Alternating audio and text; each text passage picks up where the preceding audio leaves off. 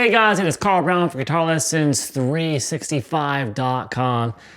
Man, I've got a classic today. We're gonna learn how to do Bridge of Sighs by Robin Trower. So this is a beautiful song, just slow, just mellow, just got the greatest vibe. And there's also a pedal on it called a univibe, which is you're hearing on.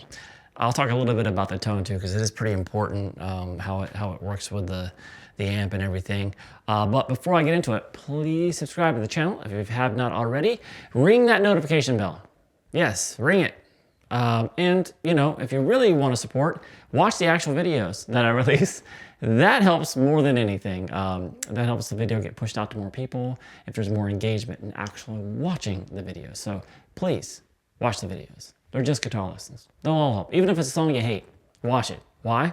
You're going to learn something from just about anything. So you can learn a lot from learning music you hate. But if you really want to support what I do here on YouTube, join my Guitar Academy. You're going to see a link to that in the description below.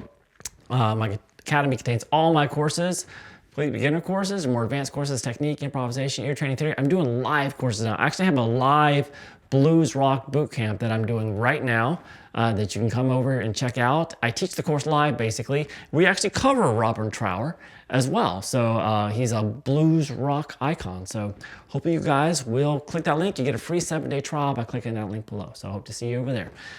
So let's jump into this song. I'm in standard tuning. The guitar tone on this, very unique. He's using a univibe pedal that creates that kind of...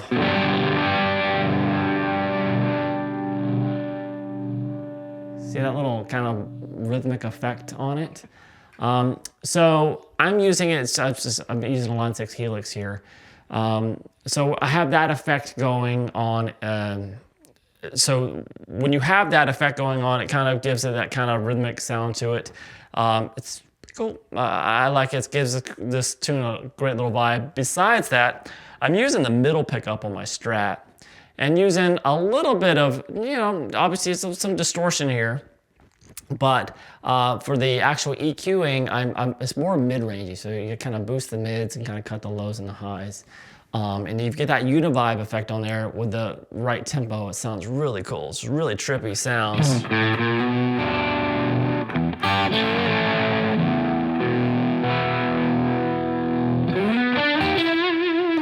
So I'm gonna go through here the intro and show you guys how to play the intro note for note. And then we're gonna go through the verses. Now the verses, he basically does a lot of the fills, kind of very similar fills throughout. So I'm gonna show you kind of versions of those fills and what he's doing to create those fills. It's very kind of simplistic. And so you guys can do your own things. Instead of going note for note throughout all the fills of the verses, he kind of just does variations on like 3 different fills or so.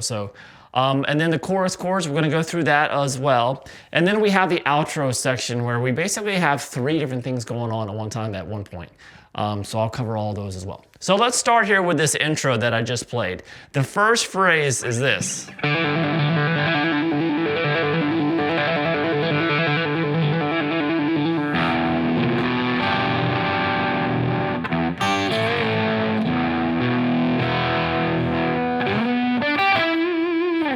All right, so maybe take the univibe. So I'm just gonna take the univibe off, just so you guys can maybe hear the notes a little bit better. So we are gonna start with just a trill. So on the open D string, the 2nd fret.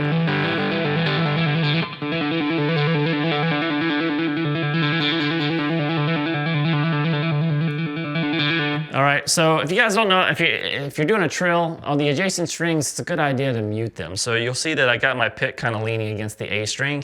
My middle finger is kind of staying on the G string here. So the string in between it, I can just kind of do a fill and not really worry about bumping into those adjacent strings and causing them to ring out. All right, and then we get to the actual riff itself. Now this riff is slightly different in the intro than it is in the regular verse, but it's very, very similar. But in the intro, we have this.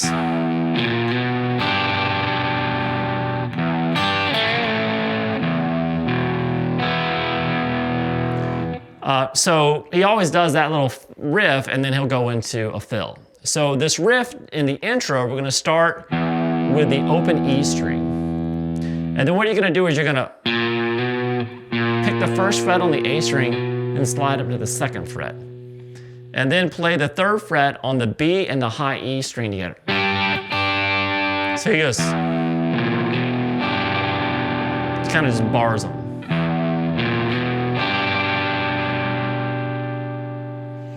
And then he's gonna come back here and grab the low E string real quick. Just a quick little hit. And then hit the double stops at the third fret and the B and the high E again. Kind of hit them with an upstroke.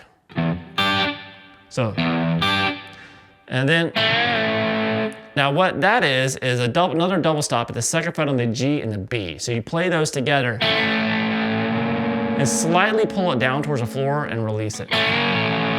Don't worry about them getting pulled in the perfect pitch together. It doesn't happen like that. So wait this.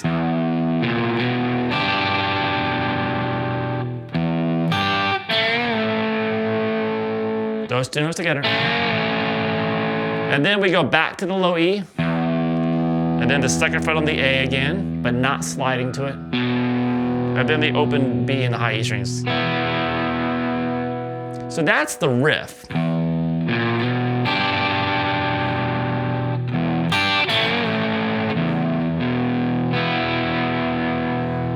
And then he goes into a fill. And the first fill that you're gonna see is, and he'll do another variation of that later in the intro to end the intro.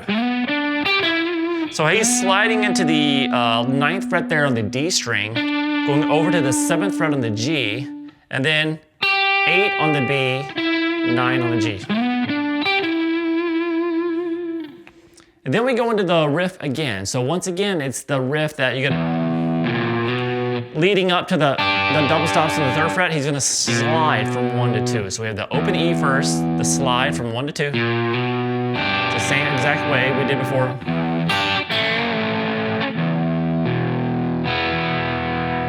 And then we have our second fill. So that riff was played the exact same way again.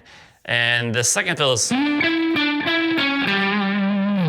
so this is up here in the 9th position. So you're gonna kind of slide into the 12th fret on the D string and then play 9 on the G. So do that a couple times.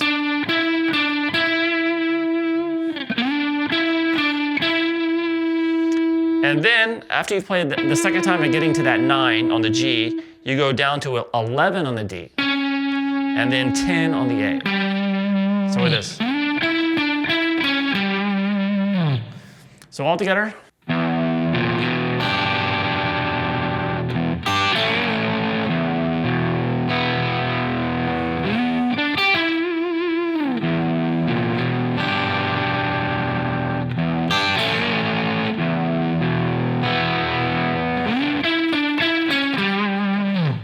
All right, now from here on out, you basically play the riff the same way, but you don't do the slide. It's just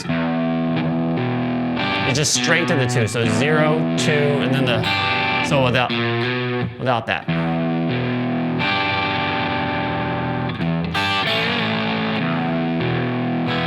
So the riff is the same except for that slide. So that's the 3rd time basically playing the riff.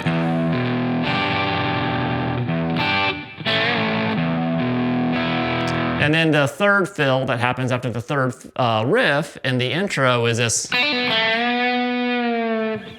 So that's gonna be a open B string, hammer on 3, pull back off to the open B, come over to the 2nd fret there on the G,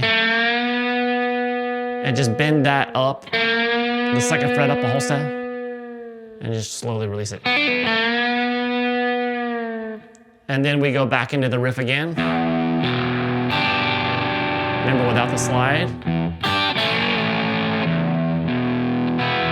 And then the fill that ends the intro is just like the first fill we had. Just phrased slightly different. And so that's the whole intro there that I played at the beginning. Now for the verse, we play the same riff, this little, without the slide.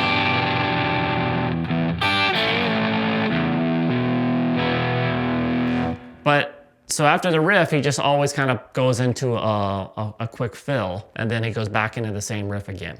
So the fills themselves are pretty consistent with the ones that are in the intro.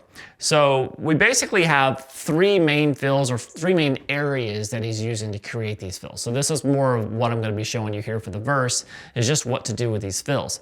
So all of these fills come out of the E minor pentatonic scale. So when he's up here,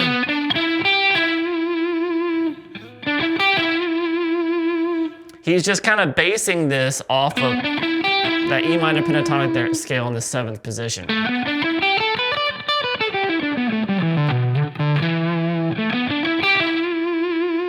So he'll sometimes do just like a trill between 7 and 9 on the G, or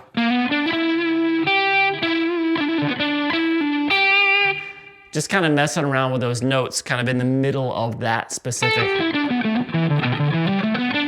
form. So the full form, if you want to kind of just create licks out of the whole form, it's going to be 10-7 on the high E, 10-8 on the B, then 9-7 and on the G and the D. So you just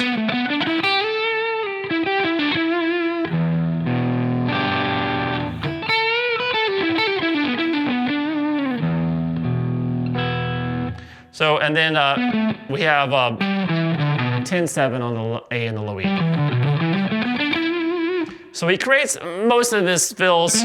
He's just kind of messing around with this pattern. He's messing around with the notes on the B, G, and the D string. Another fill that you're going to see quite a bit in that also happens pretty similar to in the intro was that little lick we did before, which is kind of based off of the E minor pentatonic root shape, but in open position. So now the full shape, if you want to create any kind of lick you want around it, is 3-0 on the high E string and the B. Then 2-0 on the G, D, and A. And then 3-0 again on the low E. Now once again, he's doing most of his damage on the middle 3 string. He's usually kind of bending up that note on the 2nd fret there on the G string. And sometimes he'll go all the way down to the open D. That's about as much as he does. So. And he gets back to the riff. But it's mostly that bend at the 2nd fret on the G string, which is the most important part. So you hear that lick a lot. And another lick you're also going to hear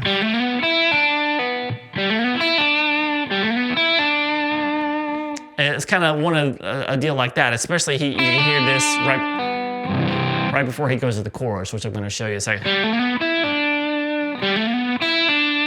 Which is just the open G string, hammer 2, slide up to 4. This is on the G. And then come up to the 5th fret on the B string and pull off to the 3rd fret. Now this is at the next shape up. So it's box 2 if you're thinking of the E minor pentatonic.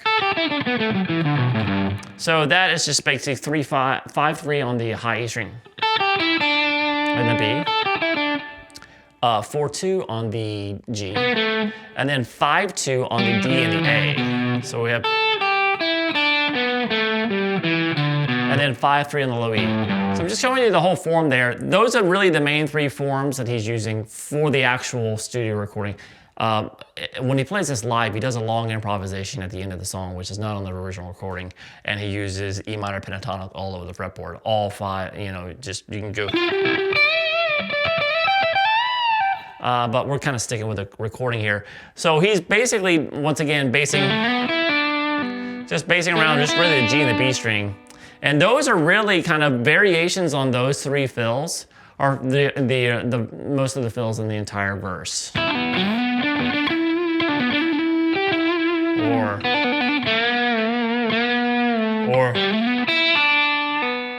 So that fill right there leads us into the chorus. So it's a quick little pull off to the open B string, and it takes us to the chorus. The chorus chords are this.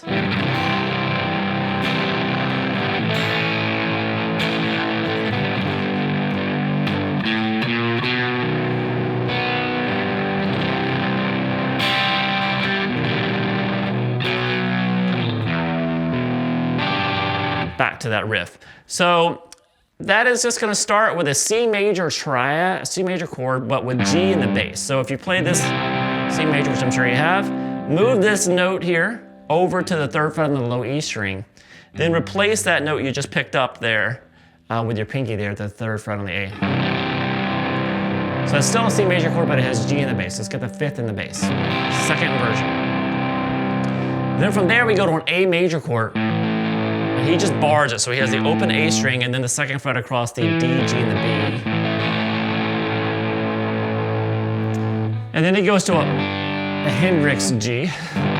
So this is basically just a G major chord. You can, he uses his thumb on the low E, and then he plays the 5th fret on the A, the D, 4th fret on the G string, and then you can have the 3rd fret there on the B, and the high E as well. You can do it like that, or you can just do a regular, if you don't like doing it as a thumb chord, it's just a regular G major bar chord at the 3rd fret. So he just plays like that. And then we have this little, it's a cool chord. So he goes open A string, 1st fret on the A, and then he gets to this chord, which is easy to play. We have 2nd fret there on the A string, 1st fret on the D, open G, and open B. So it's, then it goes back to that C major chord with the G in the bass. And then we go back to this same chord we did before, but he plays it once, and then he goes into the power chord version of the beat by just still playing the 2nd fret there on the A, but having the 4th fret there on the D. Just playing those 2 notes together. So we have this all together.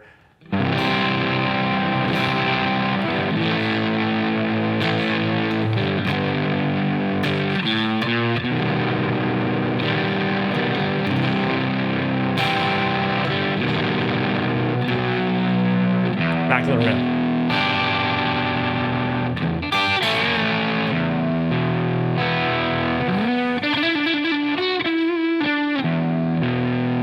Kind of mess around with the fills. All right, then we get, you can go back through the same verse and the chorus again. Once again, just creating fills out of E minor pentatonic. And the same exact riff going throughout. Just kind of really creating a really low-key vibe the whole time. Then we get to the outro section. Now the outro section starts with this melody that he plays 2 times, and then he plays a variation of that melody for the rest of the track. So he changes it the 3rd time through and just plays it that way for the rest of the time. When he also starts playing through that melody the 3rd time, you hear an overdub come in with a series of double stops, a little repetitive thing going on. So that goes on with it. So I'll show you those as well too. Those are definitely the most 2 important parts. That if you have a 2nd guitar player, one can come in with that little double stop part. And then there is another section which is like an echo effect with some unison bends there that happens as a 3rd overdub. So there's 3 things going on at the very end. I'll show you all 3. So here's that main melody. Now, I'll just preferences, this first 2 times are played slightly different than the rest of the song. So it looks like this.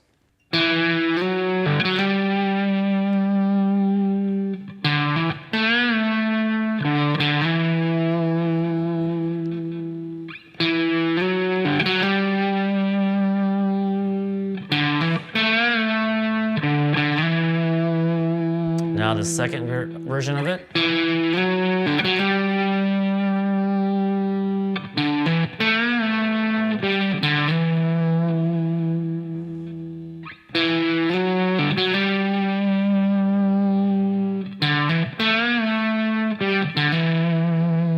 All right, so pretty simple melody. We're gonna start here at the 2nd fret on the D string, slide up to 4, and then real quick, there's a quick pull off to the open D string. So it's, and then he comes right back down on the 4 again and slide it up to 5. So this, hear that open, hear that quick open D string? You let that ring, a little vibrato on it. Then you can come over to the A string and do a 5 to 7 hammer on the A. And then jump over to the 7th fret there on the D. Do a bend and release there. And this right here is what the difference is the first 2 times. The first 2 times of playing it, you come back down and play the 5th fret on the A string, then pick that note again and slide up to 7. So the third time and every time after that, instead of playing resolving this bend to that 5th fret on the A, it resolves to the 5th fret on the D. So we have the first version that you're going to see 2 times. So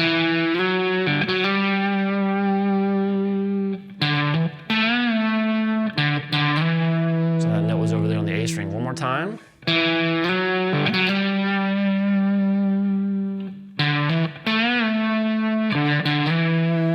And now we're going to do the same thing with 1 note difference.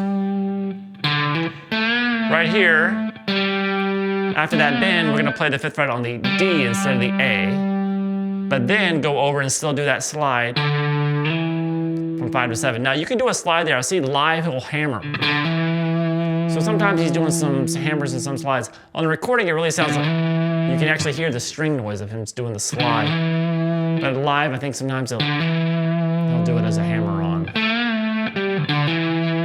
But you'll see me using slides a lot because it just really sounds like that's what's going on the recording. So we continue that melody all the way to the fade out with that note on the D string there, the 5th fret. And so that version of the melody. Now when he starts going into that, so at the third time repeating this riff when that variation comes in at, you start hearing this other little riff being overdubbed with it. And that riff is this.